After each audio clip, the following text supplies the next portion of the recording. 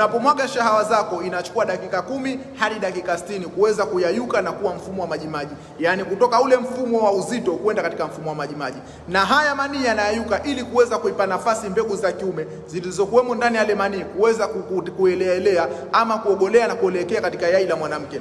Na ikitokezea mwanaume mbegu zako zinakaa zaidi ya dakika 60 kwenda kuyayuka, basi hii inakwenda kuzuia mbegu za kiume kushindwa kuogolea uzuri na kwenda katika yai la mwanamke. Na hii ni moja kati ya sababu ya wanaume wengi sana wanakumbwa na changamoto ya ugumba, yani wanashindwa kutungisha ujauzito. Sasa kama ni mwanaume ambaye kwamba ukitoa mbegu zako unahisi ni nzito mfano wa kundi na zinachelewa kuyayuka kwenda katika maji, tumia mbinu zifuatazo, zitakusaidia sana kuweza kulainisha mbegu zako, lakini pia zitakwenda kusaidia kuongeza uwezo wako wa kutungisha ujauzito.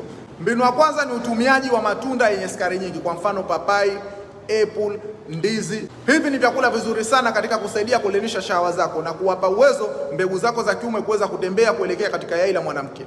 Lakini pia tumia samaki kama vile salmon pamoja na dagaa. Hawa wana zinki pamoja na omega 3 ya kutosha, ambayo pia ni nzuri kwa wewe mwanaume. Lakini jambo jingine, hakikisha unatumia uji wa oats mara kwa mara ili kuweza kusaidia motility ya mbegu zako. Ikiwa unahitaji ushauri wote, unaweza kuchukua namba yangu katika bio nikakupa mwongozo wa lishe pamoja na program ambayo inaweza kusaidia kuweza kuondokana na changamoto hii. Tuwasiliane niweze kushauri.